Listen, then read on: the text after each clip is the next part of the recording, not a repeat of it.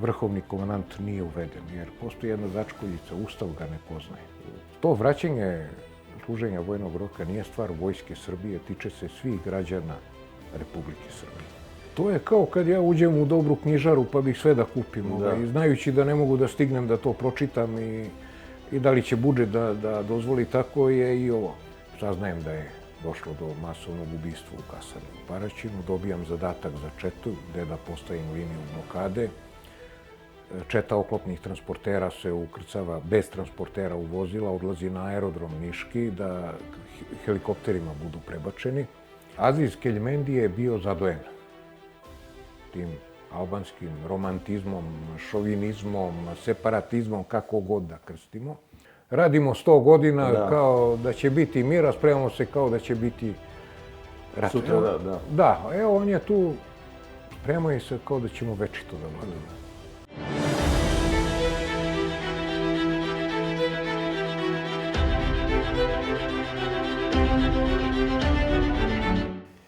Poštovani gledalci, evo nas u novoj emisiji podcasta Politika na srpskom, Fondacije Slobodan Jovanović.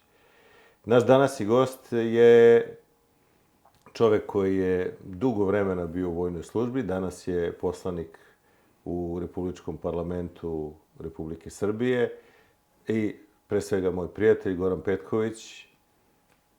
Pukovniče Petkoviću, Gorane, dobrodošli u podcast Politika na srpskom. Bolje našao, dobar dan. Hvala vam na izdvojenom vremenu. U jednoj tu skoroj emisiji, podcastu nekom drugom, pukovnik Petković izneo vrlo detaljno svoju biografiju. Ja kao neko koji je radio sa njim u ministarstvu pre nekih skoro 20 godina, znam je također, ali ne želim da opterećujem naše gledalce, osim da kažem da je to čovjek od izuzetnog vojničkog iskustva, čovjek koji je bio i u jedinicama vojne policije, u graničnim jedinicama, služba u generalštabu, ministarstvo odbrane i na kraju karijeru završio u inspektoratu odbrane. A na bazi onog što se dešavalo u proteklim nedeljama u srpskom parlamentu, kada se pojavio zakon o izmenama zakona u vojsci, smatrao sam da je dobro da danas imamo čovjeka koji će progovoriti o toj temi, pogotovo što posle intervjua sa Petrom Stanojevićem koji govori o energetskoj bezbednosti, imali smo u komentarima želje gledalaca da neko govori o vojsci. Pa i lično prijateljstvo i aktualna situacija, a i pretpostavljamo želje naših gledalaca su uticale da pukovnik Petković bude danas s nama ovde i da ponudi svoja razmišljanja o ovim pitanjima o kojima ćemo govoriti. Pukovniče Petkoviću ili ti Gorane, kako vam se čini ovo sve što se dešava u parlamentu, dakle ovaj zakon o izmenama zakona o vojsci, šta novo donosi, koji su to problemi koje on rešava, a koji su problemi koje stvara? Pa, mi živimo u podeljenom društvu i to je već godinama. Sad, posljednjih godinu dana, to je već izrazito izraženo. Imamo s jedne strane vladajući režim koji preko svoje parlamentarne većine sve što poželi progura, usvoji i to stupa na snagu. S druge strane, imamo nas iz opozicije. Ja sam inače u poslaničkoj grupi Ekološki ustanak. Ne prihvatamo ni jedno rešenje njihovo ili predlog kao zdravo za gotovo. Međutim, sve manje smo u mogućnosti da argumentovano pokažemo šta mislimo o tome. S treće strane, stvoreni su uslovi nepoverenja. Čak i neka možda najbolja namera dolazi pod sumnju. Kad vladajući režim to ponudi. Tako i sa izmenama i dopunama zakona o Vojsci Srbije. Moje kolege su možda previše potencirale taj famozni član 19. Odnosno, uvođenje vrhovnog komandanta. Nema vrhovnog komandanta, to govori. Komandovanje vojskom. A napravit ću digresiju jednu. Da, ajte. Decembra 2017. godine već sam podneo zahtev za prestanak profesionalne vojne službe sa pravom na penziju, član 19a zakona o PIO, da nekih mesec i po dana ranije odem u penziju i tadašnji direktor inspektorata odbrane pita, jel bi ti produžio Ja mu odgovoram, ako sam potreban sistemu, sistem mene mora da zamoli, a ne da ja pišem molbu, pa da neko stalno ponavlja ja sam ti omogućio. A u sebi pomislim, to je bilo vreme pošto sam bio nosilac izrade godišnjih izveštaja o radu inspektorata, koji se dostavljaju i ministru odbrane i predsjedniku Republike, u zavisnosti koji delovi. Tad se već insistiralo da se oslovljava sa vrhovni komandant Vojske Srbije. I nisam mogao sebe da zamislim da, kada je to završni taj deo izveštaja, na naslovnoj strani dostavljamo predsjedniku Republike Srbije i vrhovnom komandantu Vojske Srbije. Došao bih i u sukob sa pretpostavljenim, a došao bih i u sukob sa samim sobom. Ta priča se gura već par godina unazad. Čak i na nedavnoj paradi se komandant parade obraćao sa gospodine vrhovni komandante Vojske Srbije. Sjećam se jednom kod vas na jednom sastanku, vi ste bili pomoćnik, a Jovičić je bio državni sekretar. I obratim mu se ja sad, gospodine državni sekretaru, i onda nisam odoleo da kažem u što je rogobatna titula, kad se izgovori. Član 19. Prethodno rešenje samo je razdvojen na dva dela. Razdvojeno je šta načelnik generalštaba na osnovu čega komanduje, a šta starešina na komandnim dužnostima. Ja tu ne vidim ništa sporno, zato što tom članu 19 prethodi član 17 zakona, koji nije menjan. Nije promenjen, da. Da, a tu piše kratko i jasno da predsjednik Republike Srbije komanduje Vojskom Srbije u miru i ratu. Znači, on je prvo pretpostavljeni načelniku generalštaba Vojske Srbije. S tim što se tu pojavljuje sada i jedna dvojnost u komandovanju. U zakonu nigde decidno ne piše gde je mesto generalštaba Vojske Srbije. Tamo su samo nadležnosti ministra odbrane u odnosu na vojsku, ali kad pogledate sajt Ministarstva odbrane, generalštab je posebna unutrašnja jedinica Ministarstva odbrane. Znači, sada personalno general Mojsilović ima dvojicu pretpostavljenih, ministra odbrane i predsjednika Republike. I to se ništa nije promenilo.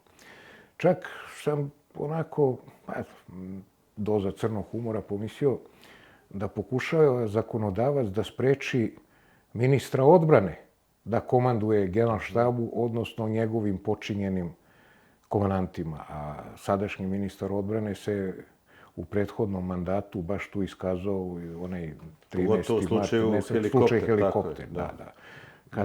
Direktno i komandantu 204. brigade, a i komandantu 2. brigade kopnene vojske. Tako da tu ne vidim ništa sporno, ništa spektakularno, ništa se ne menja. Vrhovni komandant nije uveden, jer postoji jedna začkoljica, Ustav ga ne poznaje. Sada, dobro, primjena i tumačenje zakona od strane vladajućeg režima nije baš decidna, ali to nije prošlo. Šta je drugo? Profesionalni vojnici. Ta kategorija, znači, bili su prvo vojnici po ugovoru, pa onda profesionalni vojnici u zavisnosti kako su zakoni određivali. Ostalo je ono da je najmanja stručna sprema osnovna škola za vojnika, profesionalnog vojnika. Složit ćemo se da u 21. veku, a debelo smo zagazili u 21. vek, gledajući iskustva iz ovog nesrećnog rata u Ukrajini, da je osnovna škola nizak stepen obrazovanja za vođenje savremenog rata, za pojedinca, gde to nije više 85. kad se tek i još nisu zamenjene ni poluautomatske puške automatskim puškama. 85. kada sam počeo da radim, kada je bio onaj ručni bacač M57, ona cevurda čelična, rat u 21. veku je mnogo toga promenio. Postoji jedna knjiga Oklopne i mehanizovane jedinice u Četvrtom arapskom izraelskom ratu. Manojlo Babić je napisao i on opisuje 73. godinu i taj četvrti rat i između ostalog upoređuje broj tenkova i tenkovskih posjeda u izraelskoj vojsci i u arapskim vojskama. Znači, arapske vojske prednjače u broju tenkova. Ali, i obrazovna struktura prosečna izraelskih tenkovskih posada je iznad srednje škole. Obrazovna struktura arapskih posada je ispod osnovne škole. Dostupnost posada je negde 2,5 po tenku posada kod Izraelaca, a čini mi se 0,75 posada po tenku. To dovoljno... Kod Arapa? Kod Arapa, da. To mi je jedna vodilja još kada sam pročitao tu. Obrazovanje i dostupnost. Ne ono, tenk posada, nije to čovek puška ili tako da je. Govorimo sada o tenkovima.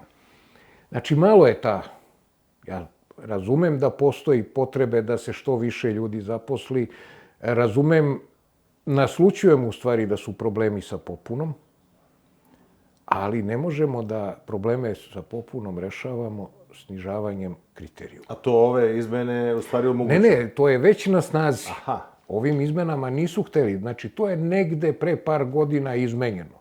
Spuštanje na nivo osnovne škole. Na nivo osnovne škole. Dalje, uvodi se kategorija, znači, profesionalni vojnik po ugovoru na neodređeno vreme i na određeno vreme. U međuvremenu, prethodnim izmenama je omogućeno da profesionalni vojnici na određeno vreme mogu da obnavljaju ugovore do 53. godine života, praktično da dočekaju penziju po zakonu o vojsci. Sada se uvodi kategorija praktično posle prve 3 godine po ugovoru može profesionalni vojnik da bude preveden u službu na neodređeno vreme. I vi sada imate neki momak 22-3 godine, stupi u službu, prođe prvi ugovor, 25-6 godina života i do kraja on više je fiksiran. U stalnoj je službi, na neodređeno vreme. To je dobro rešenje. Ali s druge strane stvara uslove i za manipulacije. Da ja rešim nekog mog prijatelja ili nekog mog da ga ja zaposlim. Kao što je nekada bilo u državnu službu da ga zaposlimo u vojsku. I to je državna služba, isto. Pa. Ajde, napravit ću jednu digresiju. 1997. primio sam dužnost komandanta 23. graničnog bataljona, gde sam imao na nekih 320-30 ljudi po mirnopskoj formaciji, 100 i nešto vojnika po ugovoru, kako su se tada zvali. U to vreme je komanda korpusa sklapala ugovore sa vojnicima, sa kandidatima.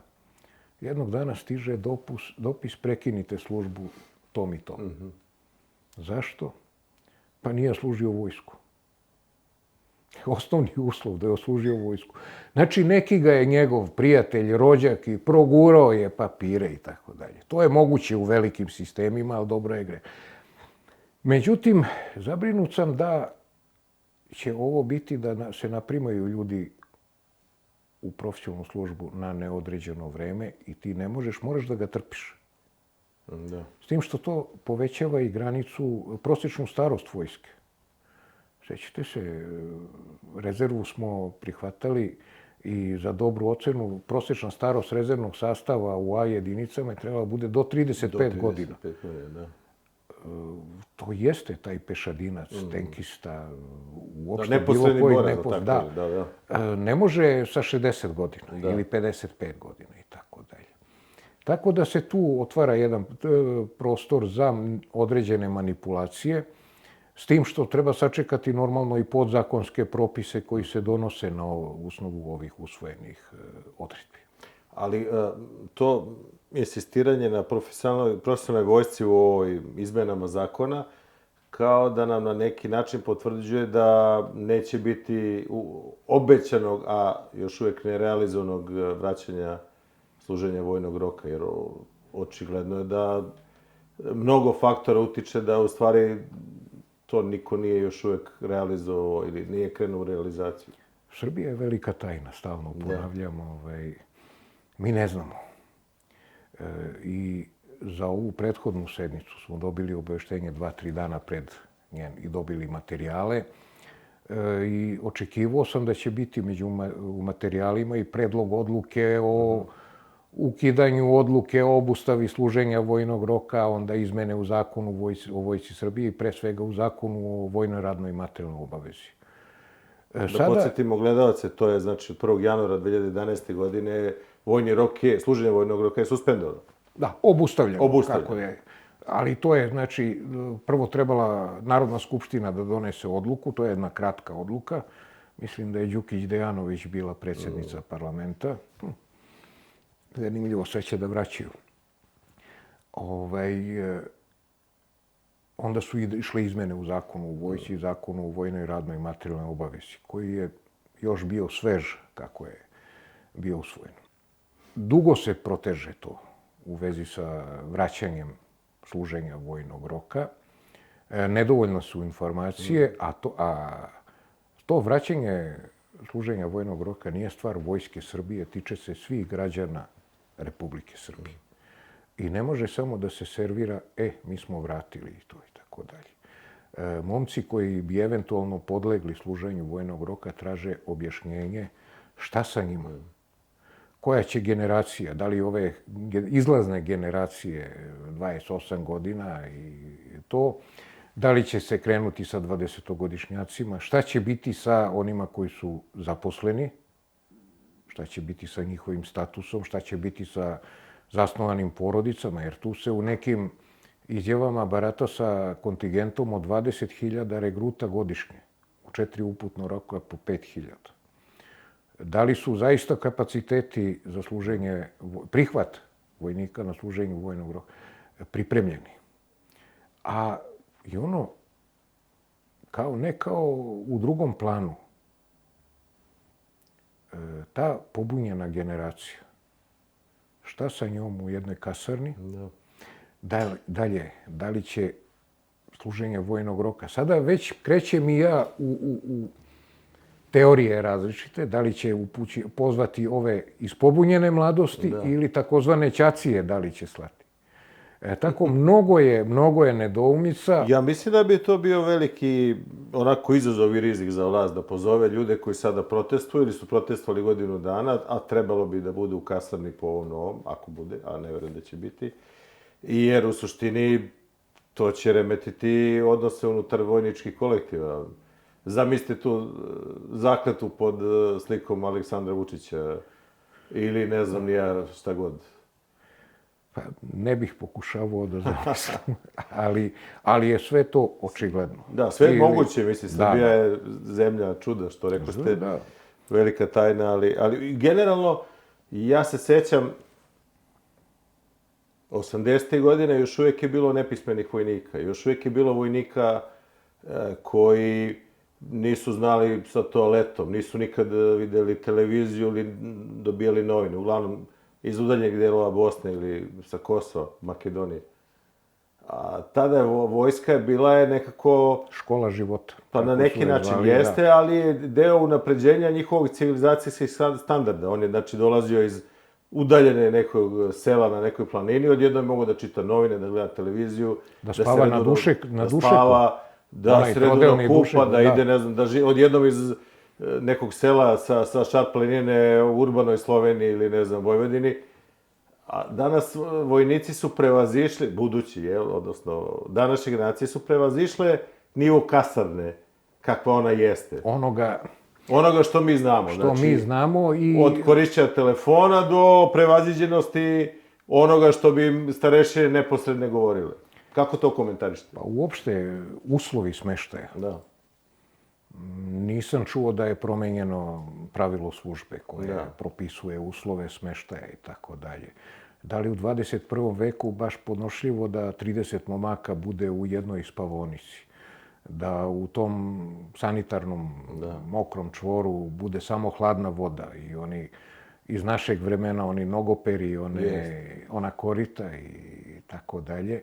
Mnogo to. Šta raditi sa mobilnim telefonima? Da, to je jedno od... Kako to rešiti? Pravim opet jednu digresiju. Uopšte mobilni telefoni u borbenim jedinicama. Imali smo pre 2 godine, čini mi se, onaj udar Ukrajinaca po zgradi gde su bili novodošli ruski vojnici. Jednostavno su ih po signalu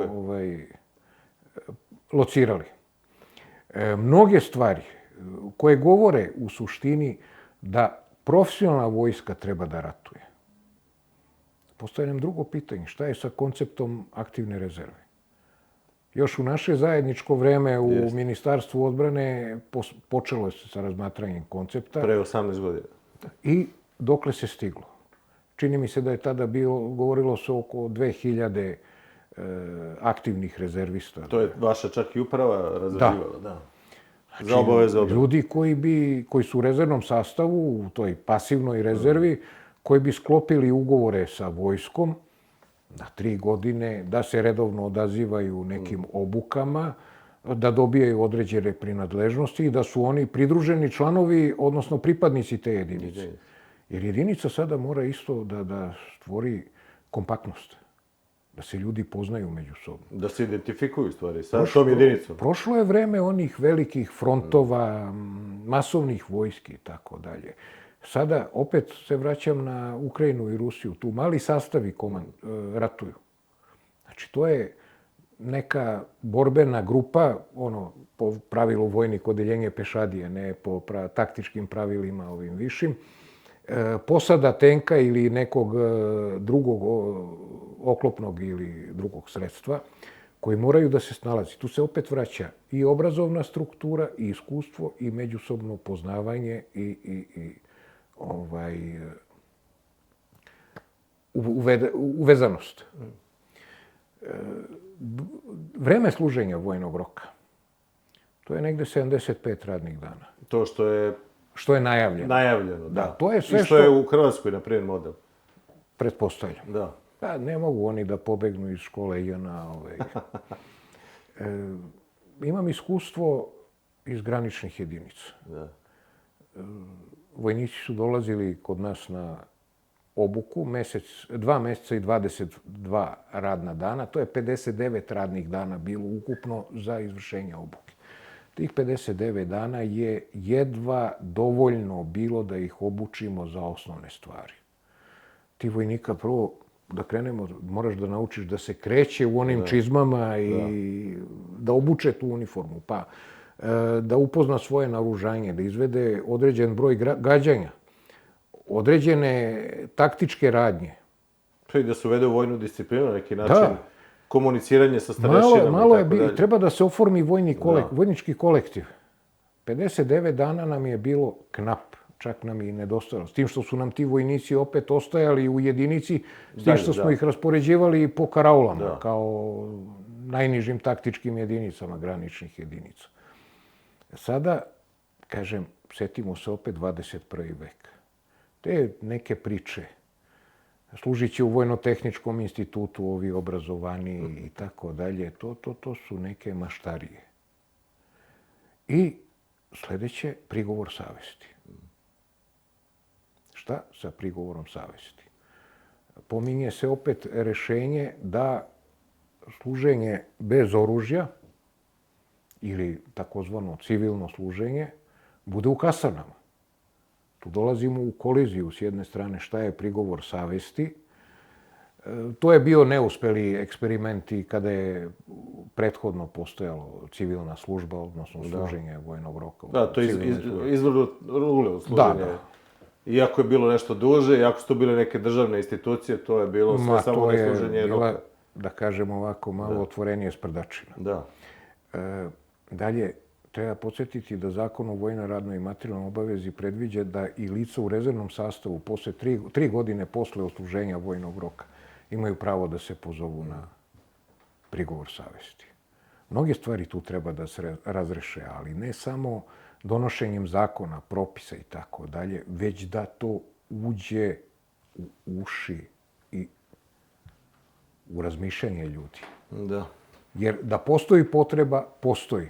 Ali da li može ovako da se reši, nisam baš optimista. Sad kada rekao ste postoji potreba, čini mi se da je glavni problem danas srpske vojske nedostatak ljudi, odnosno ne starešija, nego baš na vojničkim dužnostima. Sad, Pitao bih vas, u principu, za jednu vašu procenu, kako je danas stanje u vojsci Srbije, odnosno kako vi vidite, obzirom na vaše iskustvo i na činjenicu da ste bili u inspektoratu odbrane na kraju svog profesionalne karijere.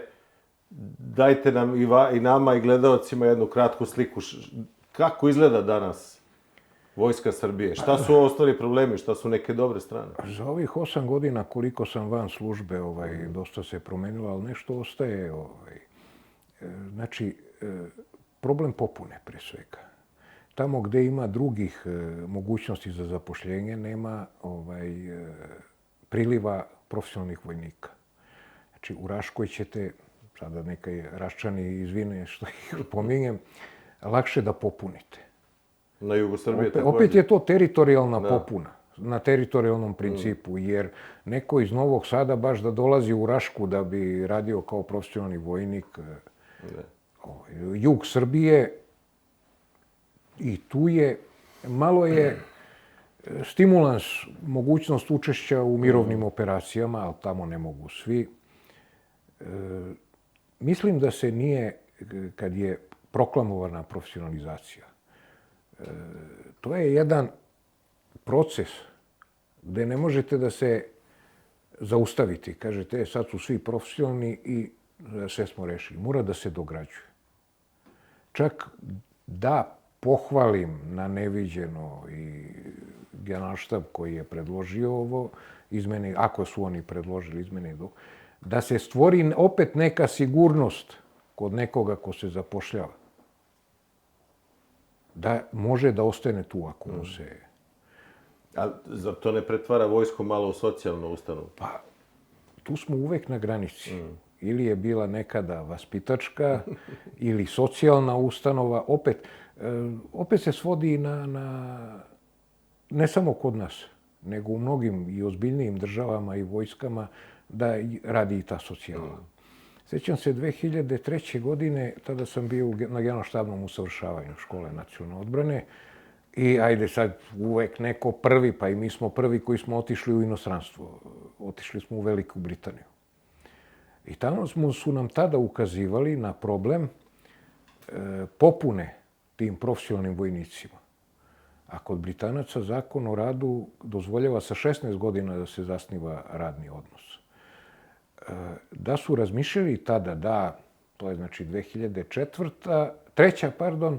Znači negde 2010. da omoguće i državljanima zemalja Commonwealtha da stupaju u profesionalnu vojsku Velike Britanije. Znači, uopšte svako društvo koje se razvija ima sve manju potražnju odnosno priliv za vojničke dužnosti. Ljudi ne žele da se bave... Time su susretale i druge, kažem, i zapadne zemlje, Rusi to rešavaju na drugi način, Kinezi i tako dalje. Braća Grci opet na svoj način, oni nisu ukinuli nikada služenje vojnog roka. Dobro, oni žive u permanentnoj poluratnoj atmosferi zbog Turaka. A kako vam se čini ovaj tehnološki dostignut model, ovo što radi Jugoimport SDPR, ove nabavke koje dolaze sad od Kine do Amerike, do ta jedna šarolikost, to što predsjednik sam kupuje stvari? To je kao kad ja uđem u dobru knjižaru pa bih sve da kupim, znajući da ne mogu da stignem da to pročitam i da li će budžet da dozvoli, tako je i ovo. Sva sreća delimo knjige, pa onda to u redu. Između jave i sna. Gledao sam ovu paradu. Gledao sam. Ali šta je od toga u operativnoj upotrebi? Sada, opet kao nekadašnjeg profesionalca, interesuje me i gde je to smešteno, koja je jedinica i tako dalje. A šta su to lepe želje nekih koji, kao da su došli u prodavnicu igračaka i zabavljaju se. Pamtim vreme JNA, kada smo, pa nismo tako dobijali informacije baš o uvođenju. Uvede se neko borbeno sredstvo, pa saznamo tek posle godinu, dve, kad su MiG-ovi 29. Prvo je glasina po garnizonu Niš išla, kupili smo 29-ke, pa smo tek posle godinu dana videli prvu fotografiju tih aviona. Pričali smo i ono kad su 20 kečevi uvedeni, kad su bili izdvojeni na aerodromu Batajnica i da su tamo smeli samo probrani da priđu. Ako prolazi, a nije ovlašćen da tu prođe, ali mora da gleda u suprotnu stranu. Znači, pitanje šta od toga postoji u vojsci. Koliko je tih nora? Koje su nore? Koliko je Lazara? Koliko su lepe želje? Gde je onaj vozilo Lazanski koje je najavljivano? Gde je sada Puls? Gde je Tamnava? I tako dalje. Paradoks. Mi imamo Vojska Srbije, država Srbije se pod tim podregionalnim ugovorima, pa i po OEPS-u i tako dalje, obavezala da dostavlja podatke, brojčane podatke i o brojnom stanju ljudstva i tehnike i tako dalje, a mi to krijemo od sopstvenog stanovništva, sopstvenog naroda. Da podsjeti naše gledalce, znači Dejtonskim mirovnim ugovorom, pod regionalnom ugovorom iz Firence, naša država, Bosna i Hercegovina, Republika Srpska i Hrvatska su bile obavezne da dostavljaju podatke o svom ofanzivnom naoružanju, dakle od aviona, artiljerije, tenkova, i ono je bilo podložno kontroli svake od tih država i ugovoreno su kvote. Mi ne znam da to danas funkcioniše, ali naša javnost, što vi kažete, Gorane, nema baš ovakva saznanja kao što eventualne protivničke vojske mogu da imaju. Pa, ja sam kao komandant 12. pešadijske brigade u Somboru, jednom po bečkom dokumentu, dolazili su Francuzi, inspekcijski njihov tim. Znači, instrukcije su bile otvoriti svaka vrata koju traže, koja su veće gabarita od ovih uobičajenih, normalnih, stambenih vrata. Međutim, Francuzi su bili tu opušteni, pa su zamolili da ne dolaze garnizon Sombor, Bačka Topola, Subotica, znači jedinice u zapadnoj Bačkoj, već da se svi okupimo u Subotici. Tamo smo morali referat ili briefing, kako je tada uvođeno. Ja sam morao da referišem. Vezuje me ugovor koji je potpisala moja država. Da li se to zvala u to vreme Srbija i Crna Gora ili sada Republika Srbija. Republika Srbija je pravni sledbenik svih država koje su u nizu nastale. 918, tako je. Da kažem, koliko minobacača, koliko haubica 122 mm, koliko protivoklopnih sredstava imam, M36, Polk i tako dalje. A s druge strane dođem, paradoks, na ispraćaj regruta. Vojni odsek Sombor me pozove da pristvujem ispraćaju i tamo me predstavljaju kao komandanta vojne pošte 55-30. Ja izađem za govornicu da pozdravim te regrutike. Ja nisam nikakav činovnik pošte. Ja sam komandant 12. pešadijske brigade. Mi smo, ta naša paranoja, od sopstvenih ljudi smo neke bizarne podatke krili, a s druge strane sve je otvoreno. U krajnjem, ajmo na Google mape, pa možemo da vidimo. Ispred starog generalštaba stoje table, zabranjeno zaustavljanje, snimanje i tako dalje. Odem na Google mape, vidim sve šta se nalazi. Vidite svako vozilo koje je parkirano. Ma da. Ali kako ocenjujete, recimo, vi ste dugo bili u jedinicama, na primjer, graničnim i vojne policije. Kako vam se čini napuštanje obezbeđenja granice, ono klasično graničnim jedinicama vojske i prepuštanje policije? Mi smo 2015. godine imali problem s onim migrantskim talasom. Kako su vaše razmišljanja u tom pravcu? Pa u vreme, to je posle promjena 5. oktobra i došla je ta već takozvana nova vlast ili bivša vlast. Savezni SUP je tada, odnosno Savezni MUP je trebao da preuzme nadležnost. Ja sam se nalazio na dužnosti u Odeljenju za poslove granične službe prve uprave Generalštaba. Ako se sećam, dužina tadašnje državne granice Savezne Republike Jugoslavije je bila 2740 km. Imali smo 169 karaula, sada 20 i nešto graničnih bataljona odreda, u njihovom sastavu 169 karaula.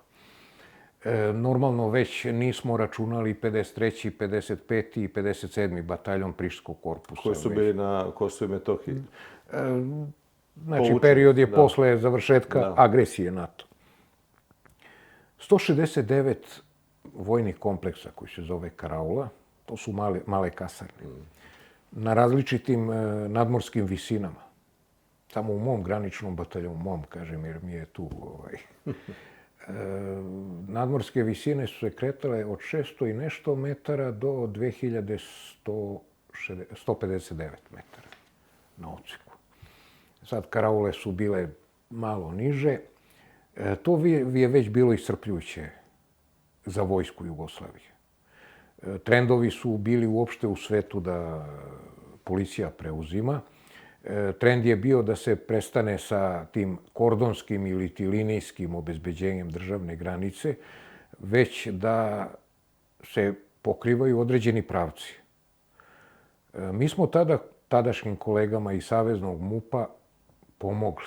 Radili smo i neke projekte i studije i tako dalje, pokušavali da objasnimo ljudima. U međuvremenu se državna zajednica, prvo SRJ pa državna zajednica raspala, preuzeo je MUP Republike Srbije i lično, da ne grešim dušu, ali mislim da nisu previše zainteresovani da pokrivaju državnu granicu svuda. Ajde opet da se vratim na taj meni najpribližniji deo, pirotski, odnosno pirotsko-dimitrovgradski deo. Tamo postoji, to je vojno-geografska procena, postoji dva glavna pravca kuda može da se ilegalno ulazi u zemlju ili iz zemlje, mada iz zemlje se više ne izlazi ilegalno, ali radi se o švercu. Da. Pa i do proliferacije potencijalno nuklearnih sirovina. I mislim, Bilo čega, da. sve je moguće.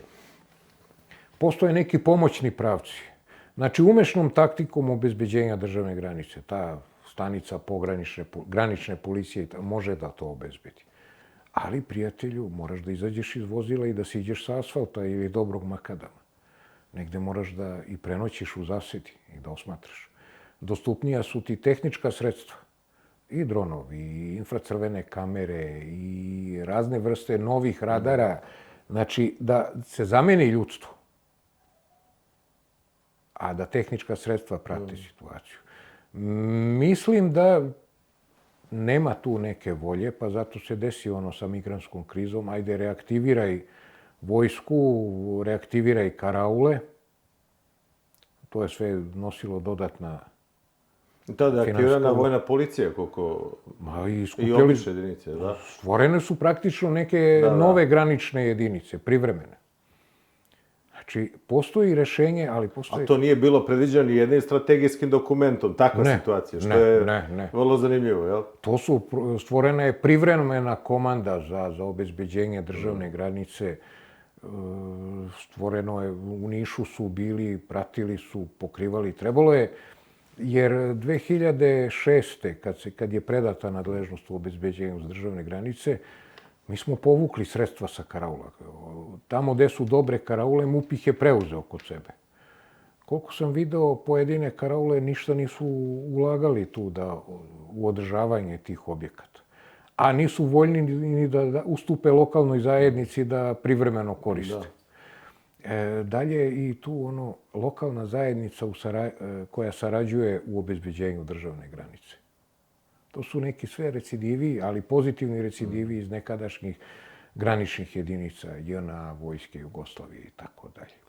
U krajnjem, koliko sam vidio, ajde da budem, sad je saobraćajac po vokaciji šef uprave pogranične policije. Da, sad imamo novog medijskog...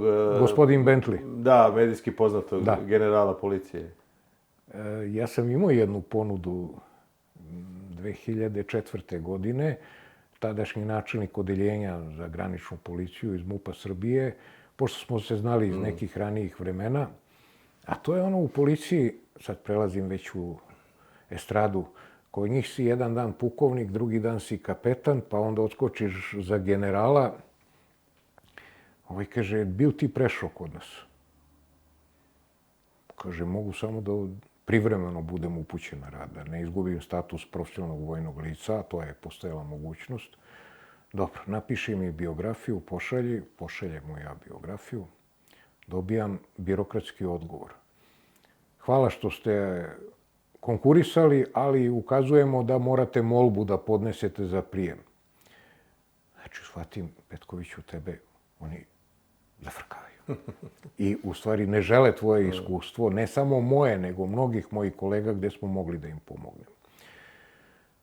Promenila su se vremena sa na državnoj granici. Nema tu više onih mekih pojaseva, žičanih prepreka, lažnih minskih polja i svega što sam zaticao, naročito na istočnim granicama. Ali, kao i kod profesionalizacije vojske, stalno mora da se razmišlja o nekom podsistemu i da se on dograđuje. I da se reaguje na izazove, rizike i pretnje. Malo pre smo pomenuli granične bataljone koji su bili tu u funkciji, pa smo pomenuli ta 3 granična bataljona na Kosovu i Metohiji. Vi kao čovjek koji ste službali u Jugoslovenskoj narodnoj armiji, imate iskustvo služenja u višenacionalnoj armiji. Kako vam se čini taj albanski faktor? U ono vreme kad smo bili, i ja sam bio vojnik, vi starešina, prisustvo Albanaca u vojsci je bilo prilično onako veliko zbog visokog priraštaja, naraštaja njihovih regruta. Kako vam se to činilo iskustvo? A to vas pitam kao uvod u sljedeće pitanje.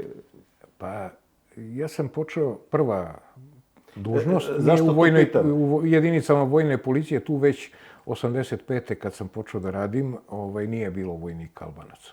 Pitam zato što današnjim generacijama iskustvo višenacionalne armije je nepoznato, pa prosto zato. Nikad nisam imao pod svojom komandom vojnike Albance. Imam svoje klasiće iz vojne gimnazije, iz vojne akademije, sa kojima sam ostao u solidnim odnosima i uz međusobno poštovanje. Kako su nas putevi vodili sad, za mene je osnovno ti moji nekadašnji drugari, klasići i tako dalje, kao što i treba njima prema meni da bude, da li si ti okrvavio ruke, da li si počinio zločina, što je svaka ptica otišla svome jatu, to je razumljivo. U tom trenutku, kad sam te 85. godine, pa solidno su, sad nemam te podatke koliko su, u kom procentu su bili u jedinicama JNA, ali veliki. A već je bilo otvoreno žarište na Kosmetu, podsjećam na 81. i šta se dešavalo.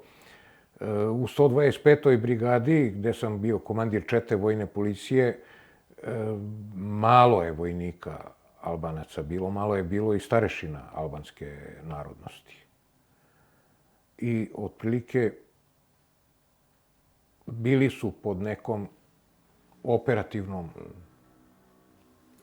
obradom i otprilike se već i te, znači u Kosovsku Mitrovicu sam 89. došao, posle se i pokazalo da je ta operativna obrada imala svoju svrhu.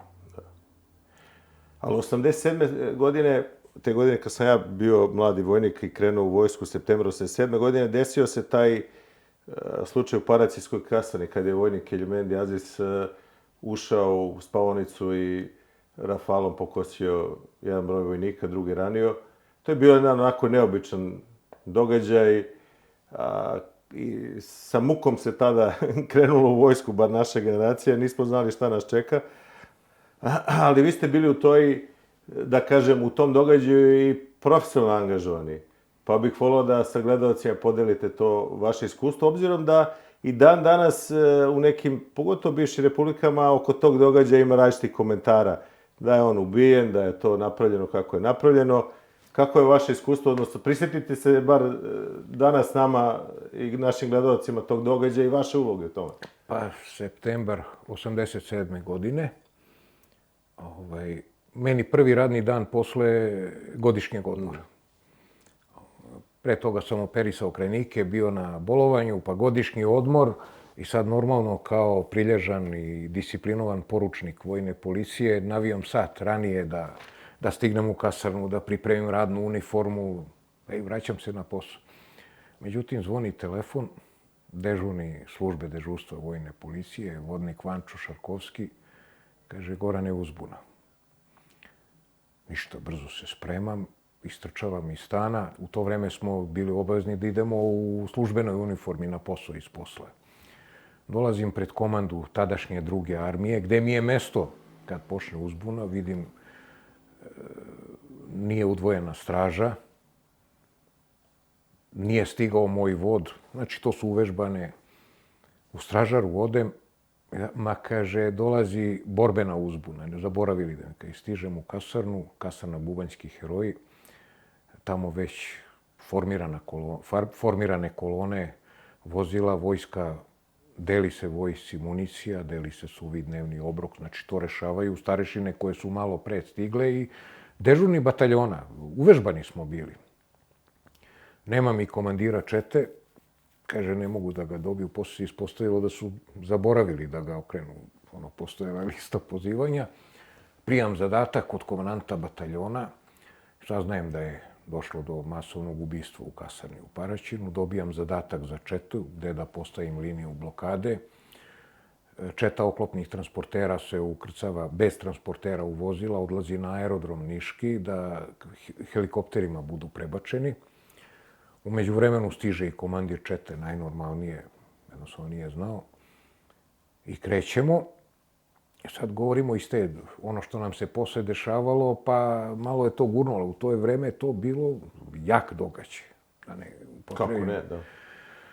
Levom trakom autoputa prema Paraćinu, četa vojne policije, 10 Pinzgauera, jedna Fijatka, Fijat 1107, tam 150, 110, rotaciona svetla, sirene i maksimalnom brzinom vozimo. To sam prvi put tada i nikada više dobio naređenje maksimalnom brzinom. Ako neko se prevrne ili dođe do nekog produžiti dalje, doći će pomoći. Stižemo pred kasarnu, negde pred Paraćinom dobijamo signale rukama od tadašnje milicije, to su punktovi, da je sve gotovo. Dolazimo pred kasarnu, parkiramo, organizujemo doručak vojsci, tu je jedan BMW zeleni, u njemu spava žena zabrađena, austrijske tablice. Uđemo, tamo je već naša dežurna patrola, tamo su organi bezbednosti i vidimo ono razbojište u spavoni.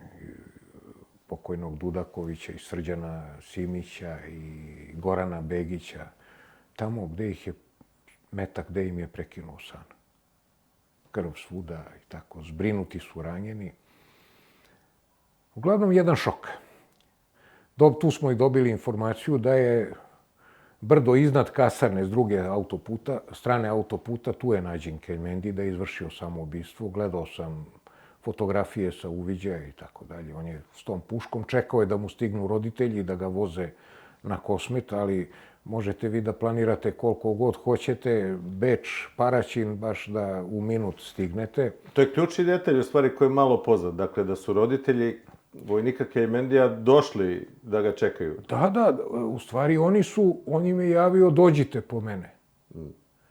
On ih je čekao na tom brdu iznad autoputa i u nekom trenutku, kad je video da ih nema, jer kažem, put u to vreme, put Beč, pa i danas, Beč, Paraćin, ne možete u sekund da. I tu je sebi pucao ovde, u podvaljak. Tako smo ga i našli. Bio je plan da ga oni odvezu na Kosmet, on je neko selo kod Prizrena i verovatno da beži u Albaniju ili gde je hteo da beži i tako dalje. Sve se to, posle sam bio uključen na nižem nivou lanca ishrane kao komandir voda, angažovali su me, tu su uključeni kriminalistički tehničari, operativci, službe bezbednosti. Istraživalo se. Locirani, odnosno identifikovali su njegovi saučesnici.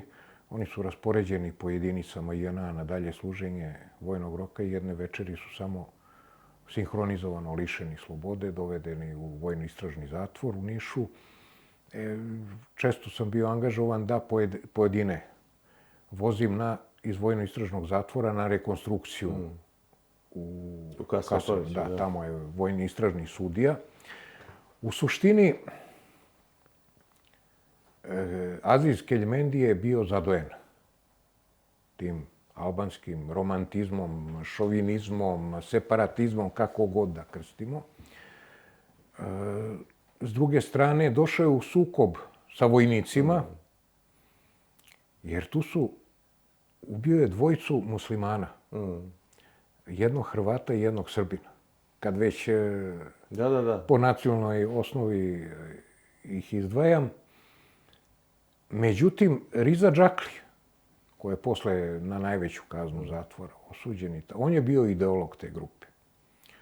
On je okupio te vojnike Albance i jednog Roma.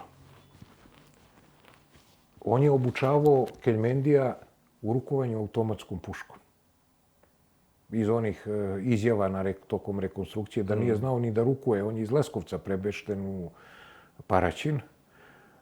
Tu je bio i jedan vojnik, Riza Alibašić, on je negde iz tadašnje Bosne i Hercegovine, musliman, kako su se tada nazivali. Znači, tu je bio i taj teroristički faktor, taj Keljmendijev bes prema određenim vojnicima, jer valjda ga je Dudaković, Safet Dudaković, koga je prvog ubio, par dana pre toga ga je malo tuko. Znači, prisustvovao sam i suđenju u prvom stepenu u Nišu. Posle, moj posao se tu završio kada smo ih prebacivali u vojno-istražni zatvor Beograd zbog Vrhovnog vojnog suda. Međutim, tu se sve pomešalo. Kažem, i Keljmendijeva neprilagođenost tim uslovima, taj njegov romantizam, prefriganost Džaklija i ostalih. Jedan paradoks. On je pre nego što je počeo da puca, tiho ušao u te dve spavaonice na spratu i probudio svoje saučesnike. Oni su onako u pidžamama, onim vojničkim papučama, sišli, ispod stepenica su je sakrili. On je raspalio, uradio je to što je uradio, pobegao. Na stražarskom mestu je bio jedan vojnik Albanac koji ga je propustio jer je znao šta će da bude. A ovi su vojnici koji su se sakrili ispod stepeništa došli i pružali prvu pomoć ranjenim vojnicima. Da. Isto priča koja zaslužuje da se razjasni potpuno ljudima i javnosti. Ako uopšte postoji interesovanje jer ono što nam se sve posle toga izdešavalo, možda je to gurnulo. Da. Ali to je jedan od onih ključnih delova kada se iskazuje šta nam sledi. Da, to je baš kao što ste rekli, jedan događaj koji je najavio možda događaj 90. godina. Meni je bilo zanimljivo kao, slušajući tu vašu priču ranije, da je čuje i javnost, obzirom da je događaj zaboravljen. Svi mi iz te generacije pamtimo taj događaj po efektu koji je imao i po onoj sahrani vojnika Srđana tu iz Kaluđerice da je bio. Da. I po efektu svih koji smo tada išli u vojsku. Zato ova priča. Sad, u ovom zadnjem delu razgovora, ako možemo da možda samo bacimo pogled na ove aktuelne događaje. Vi ste poslanik Republičkog ekološkog ustanka. Kakav je vaš pogled danas na političku situaciju? Tu imamo podelu na studente, na opoziciju, očekivane, neočekivane izbore. Gorane, kakav je vaš stav? Šta vi očekujete i lično i kao politička grupacija? Ima jedan izraz. Ja sam mislio da je pirotski, ali je došao iz Bačke. Ali se u Pirotu primio u pokretu Odbranimo reke Stare planine, gde sam počeo tu svoju aktivističku karijeru u podlasku. A to je opšta kalakurnica. Gde smo mi sada? I godinu dana, već druga godina po padu nastrešnice. Opet duboko podeljeni, sa dubokim nepoverenjem jedne i druge strane, ali nepoverenje i unutar tih samih strana.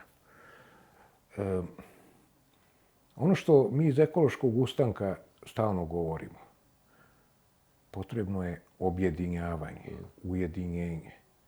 Da ne govorimo sada kad želimo da se promeni sistem, ne vlast samo, nego sistem da se promeni, pa da se ne vraćamo na to ko je pobedio u Kosovskoj bici. Ili da se delimo ko je za Evropsku uniju, ko je proruski i tako dalje. Cilj da se promeni vlast.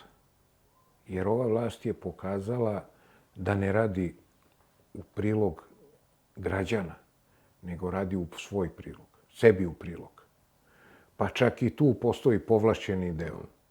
A i onaj masovni deo koji ih podržava, neki put mi je žao tih ljudi kad vidim kako se sprdaju sa njima, dovodeći ih i u Ćaciland i na te njihove skupove i tako dalje, da ljudi ne znaju gde. Da se objedinimo, ajde da ne koristimo ono ujedinimo, kao što smo se i 2023. oko Srbije protiv nasilja. I da izađemo. Izbori će doći. Sledeće godine će doći. Da li će doći u maju, da li će biti u decembru ili šta ja znam.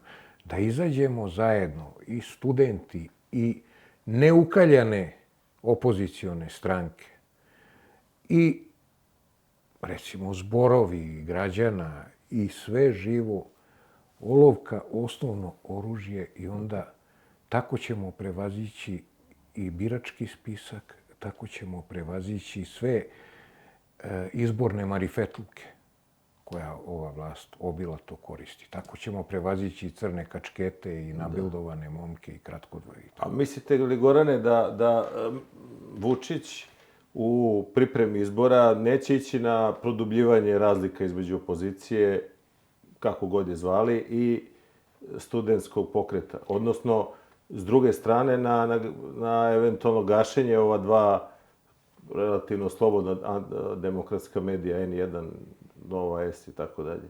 Znači, ovde je na delu Meni se to čini kao njegova tendencija. sveobuhvatna razbijačka operacija. Da se sve što može uništi ili diskredituje. Da li se to radi? Da li apsolutno verujem N1 i Novo S? Ne verujem ni sebi, a kamoli Danas i tako dalje, Radar. Evo, na prstima jedne ruke nabrojimo šta imamo na nivou. Studentski pokret opet. Pokušava se, buši se gde god se može. Da se zavadi ili da se na drugi način neutrališe. To je veliko zlo. Jednog dana će se ova vlast promeniti. Mene interesuje taj dan posle. Mi treba da živimo u toj... I ta vlast kada padne, mi zajedno treba da živimo. Ne želim da se desi 2014. da se pojavi lokalno. Tad su bili izbori lokalni u Kuršumliji. Nešto su kasnili i tako dalje. I tamo je normalno pobedio SNS 2014. I kad su došli i preuzeli opštinsku vlast, onda su isterali dotad zaposlene na ulice da čiste ulice. Ja se plašim tog dana posle. Šta će? Jer previše je zla među svima nama. Znači, ne štitim nikoga, ne branim nikoga, ali realno razmišljam. Moja je želja da ovu vlast srušimo. Moja je želja da napravimo održiv sistem vladanja. Ne treba nam niko sa nadpolovičnom većinom. Nego treba nam parlament gde će se odluke donositi i usvajati uz dogovore međusobne i usklađivanje. Da jedni druge kontrolišemo, a ne stavljam predlog na glasanje, izglasano i tako dalje, šta god se o tome reklo i tako dalje. A kad pominjete taj dan posle izbora, sad vraćam vas na onu našu početnu temu, da li mislite da ove promene u MUP-u, delimično u vojsci, pa sad i skoro i u BIA, u stvari je Vučićevo spremanje za taj dan posle, ne bi li neku reakciju sproveo bez obzira kakva bude izborna volja naroda? Vrlo verovatno. On je štreber i koji je dobro proučio iskustva 5. i post 5. oktobra i tako dalje i nastoji da izbegne sve greške koje je tada DOS napravio. jer on želi da vlada večito. On je poistovetio svoj život i vlast, je li tako? Da, Možemo tako da... poistovetio je. Šta će on da radi kad ne bude imao vlast? Zato ga Ekološki ustanak i javno pitao nedavno šta nameravaš posle predsjedničkih izbora. Jer opet oni zloupotrebljavaju onu Titovu maksimu sa Visa, nije sa Visa, iz Splita. Radimo 100 godina kao da će biti mir, a spremamo se kao da će biti rat. Sutra da. Da, evo on je tu, spremaju se kao da ćemo večito da vladamo. Tako da nisam optimista, ali ne odustajem. I želim da u jednom trenutku se vratim u penziju. Ovo što sam narodni poslanik, to je iznuđeno rešenje. Nikad nisam razmišljao o tome, niti želim da svoju drugu karijeru tako. Dao sam se u službu jedne ideje, a to je da stvorimo uslove za dobar život i da zaštitimo sve ono što je napadnuto. Jer nas čeka posle promene vlasti, kad god da dođe, inventar, koje je obaveze ova država preuzela, mi to ne znamo. Da ne govorimo koliko smo zaduženi. Šta je sa starim generalštabom? Šta je sa litijumom?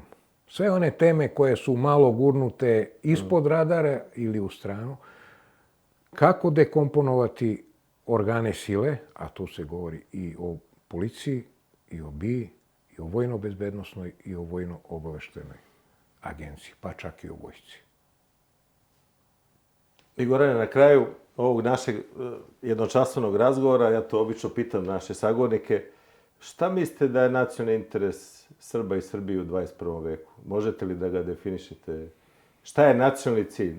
Prošle generacije su imale ujedinjenje srpskih zemalja, očuvanje Jugoslavije. Šta je to danas što bi Srbi i nove srpske generacije trebale da imaju kao svoj nacionalni cilj u 21. veku? Šta bi... Ja nisam naučnik, Onako iz... Iako...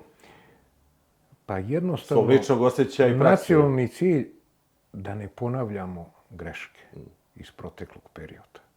Još od prvog postavljanja nacionalnih ciljeva. Mnogo je grešaka napravljeno. I da konačno dobri ljudi budu na ključnim mestima, koji će da misle o tim nacionalnim ciljima. Lako je osmisliti nacionalni cilj i kriti se iza njega. Nama su potrebni ljudi koji će da rade u korist tog nacionalnog cilja. I da se manemo mitova koja nas ubi. Mi opet se vraćam, do dan danas nismo razrešili kosovski boj. Nismo seobu Srba po Čarnevićem razrešili. Nismo razrešili pitanje stvaranja Jugoslavije, odnosno Kraljevine Srba, Hrvata. Nismo još razrešili ni pitanje pobednika u Drugom svetskom ratu. Previše gledanja u prošlost, premalo sprečava nas da gledamo u budućnost. Znači, bit ću skroman, nacionalni cilj da ne ponavljamo više greške. Hvala Gorane na izdvojenom vremenu i verujem da su naši gledalci ovih sat vremena čuli i razmišljanja o vojsci i segmente neke vaše prošlosti odnosno prošle karijere vojničke, koji mogu da budu interesantni našim gledalcima. Meni je bilo posebno zadovoljstvo da ste danas ovde. Nadam se da i našim gledalcima će to biti, pa vam se zahvaljujem ispred njih za ovih sat vremena koje smo odvojili za ovu emisiju. Hvala i vama. Dakle, neka poruke pukovnika Petkovića, a sada narodnog poslanika za, kako bi se reklo, budućnost budu, ne ponavljajte greške, ne ponavljamo greške i da nađemo prave ljude za prava mesta, neka to bude srpski nacionalni interes u 21. veku, a s tim i očekivanjem nove emisije našeg podcasta uz pozdrav Zrelo je, pozdravljam vas.